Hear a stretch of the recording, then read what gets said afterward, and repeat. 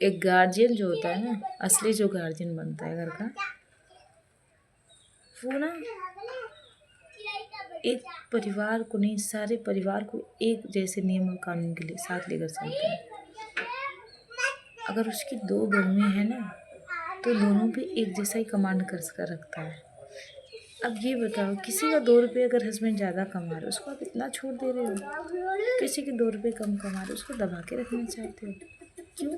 पैसे का महत्व है आपके जीवन में, इंसान को कोई महत्व नहीं है। भले वो इंसान आपका दिन रात सेवा करे, आपकी बातों का जवाब ना दे, आपको मन से सोचे समझे, आपके लिए प्रेम जताए, फिर भी उसका कोई मोल नहीं है पैसों के आगे।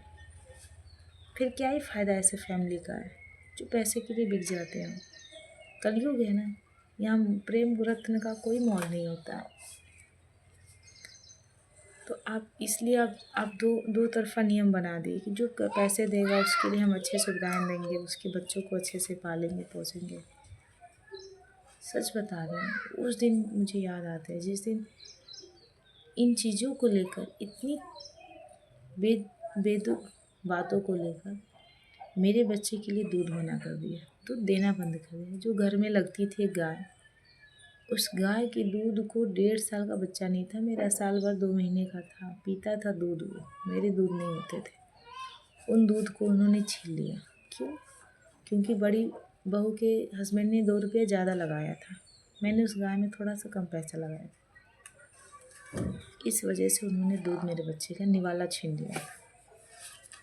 और मैंने अपने बच्चों को जिया तो लिया, मतलब किसी और तरीके से, दुधार वाले से दूध लेके, दूसरे लोगों से दूध लेके। बट क्या वो समय याद नहीं आएगा इंसान के जीवन में? आप लोग पैसे के लिए इतना मतलब गिर जाते हो। किसी दिन आप भी इतना बुजुर्ग हो जाओगे और आपके पास भी इतना काम करने की शक्ति नहीं रहेगी, हम लोग आपको छोड़ाएं कहीं जगह, फिर तो आप कहोगे कि नहीं, ये बहुएँ गलत होती हैं, बहुएँ ऐसा होती हैं। सच में आप अपने दिन को कैसे भूल सकते हो? मैं तो नहीं भूल सकती ना। मैं तो कहती हूँ हर इंसान को अपने अच्छे और बुरे कर्मों को याद रखना चाहिए। मेरे साथ अगर मैंने किसी के साथ बुरा किया है ना, तो वो जब मुझसे बुरा करेगा ना, तो मुझे ये एहसास रखना चाहिए, कल उसके साथ बुरा किया था, हो सकता है वो उसका बनता है। आप लोग कैसे भूल जाते हो? फिर कहते हो कि बहुएँ एक में रहना नहीं चाहती। किस तरीके से अगर एक बहू रहेगी? जब आप लोग 2 राह लेकर चलेंगे, 2 नियम के साथ चलेंगे, बड़ी बेटे के बहू को, पत्नी को आप सर आँखों पे रखो, उसकी छोटी छोटी गलतियों को माफ़ कर दो, मेरी छोटी सी गलती पे बखेड़ा पैदा कर दो। मुझे भी वो दिन याद आता है जब मेरी एक छोटी छोटी गलतियों पे ना आप लोग मेरे मायके पे फ़ोन लगा के कहते थे। पर ज़रा सोचिए, इस पॉइंट को मैं इसलिए थोड़ा सा जूम करके बताऊँगी। मेरी एक छोटी सी गलती होने पर ना, छोटी सी गलती क्या बता रहे हैं, कपड़े धोने के बाद अगर मैंने बाल्टी में से पानी नहीं गिरा पाती थी, मेरा कभी दिमाग से निकल जाता था वो चीज़ें, उस चीज़ को मेरे हस्बैंड से बताया जाता था, फिर आपस में भी बात करके मुझे ताने मारे जाते थे। फिर चलो ठीक है, मैंने सुन लिया, अब बातें मैं सोचती थी ख़त्म हो गई, पर वो बातें ख़त्म नहीं होती थी। उस बात को फिर मेरी जिसने शादी लगवाई थी उससे पहले कहा जाता था। मुझे लगता चलो अब तो बातें ख़त्म हो गई, फिर भी बातें नहीं ख़त्म होती थी। फिर उसी टॉपिक को मेरे माता पिता से कहा जाता था, और कहा जाता था तुम्हारी बेटी फूहर है, घर में काम करती है तो ये चीज़ें छोड़ देती है। मैं रेगुलर नहीं छोड़ती थी, कभी हो जाता होगा, मैं नहीं कह रही हूँ कि मेरे से नहीं हुआ होगा, हो गया होगा मेरे से गलती। बट वही चीज़ें जब आपकी बड़ी बहू करती है ना, आप किसी से कहने नहीं जाती थी। ये सब मैंने देखा, किसी से भी नहीं कहने जाती थी, और ना ही उसे कभी डांटती थी, कुछ नहीं कहती थी उसे। और मेरी बातों को, इतनी छोटी छोटी बातों को अपने इतना चीज़ें लोगों के सामने मुझे जलील करती थी। मुझे लोगों के सामने भी जलील किया गया। क्यों? क्योंकि मेरे हस्बैंड के पास 2 रुपया कम था।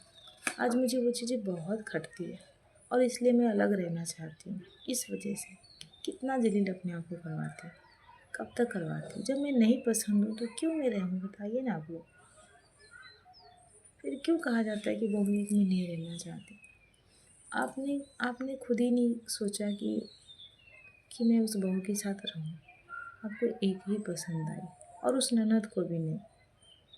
ननद, जो भी ननद आई उनको मैंने प्यार से व्यवहार किया, जो मेरे पास सक्षम था मैंने उन्हें दिल से दिया। पर वो लोग ऐसे बोलते थे कि बड़े भैया मुझे इतने का देते हैं, आप मुझे इतना का देती हो। क्या ईश्वर के मंदिर में जो गरीब जाता है वो बड़ों के बराबरी के लिए फूल प्रसाद लेके जाता है? उसके पास जो सक्षम होता है वही चढ़ाता है ना। तो क्या ईश्वर उस पर मेहरबानी नहीं दिखाता है?